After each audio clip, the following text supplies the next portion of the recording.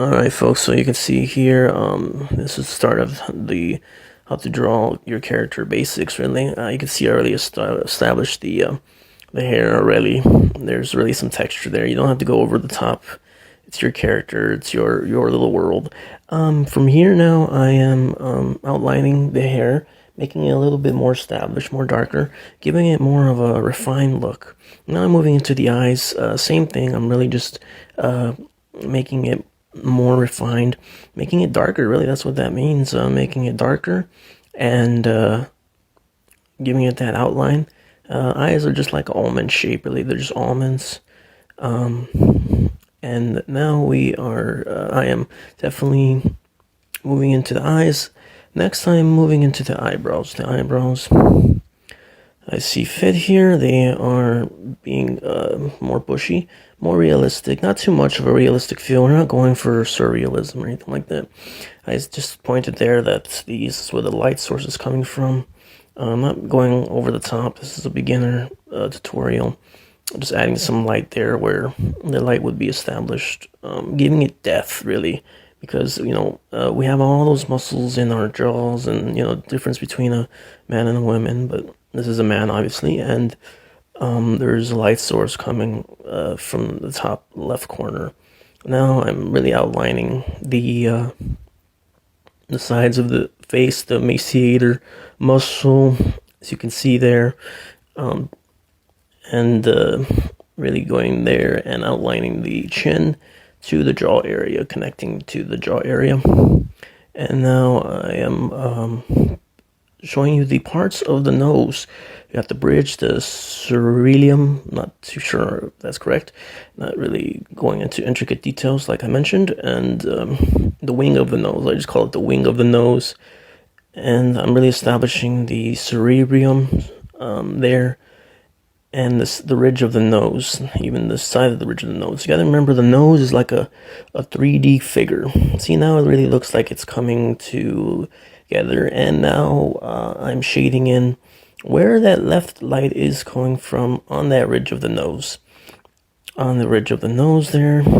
Now to establish some shadow underneath the ceruleum, and now doing the cast shadow. A cast shadow is what's casted onto, and it has a small indentation of an occlusion shadow. And now we have a little shadow you can see, but it really redefines the image. Really gives it a more realistic feel, but still keeping it very cartoony, because after all, we are just cartoonists if we are creating superheroes and all these imaginary extraordinary characters. Alright, now I'm making the pupils here. The eyeballs first, sorry about that. Eyeballs, and then the pupils. Really making it dark as possible. Remember, always considering that you have to make things dark as possible, because it brings it more of a 3D dimensional view in a small micro fusion. Now, I established a little bit of highlights. There you go. That's thumbs up there. And now we are moving on to, you see that little line there I just did? That is an indentation of the proportions of your mouth line. Now I'm creating a upper lip there, best I can here. Really giving you an in-depth look, stretching out the mouth to the eye level. Very important in portraits. That's extremely important. And now there goes the upper lip established, giving it another 3D look, and very pleasant, if I do say so myself, because without the upper lip, it's kind of just falls all apart. Doesn't look very human characteristics. Now, so that's that part there. Okay, so there I quickly established a shadow in an F pencil.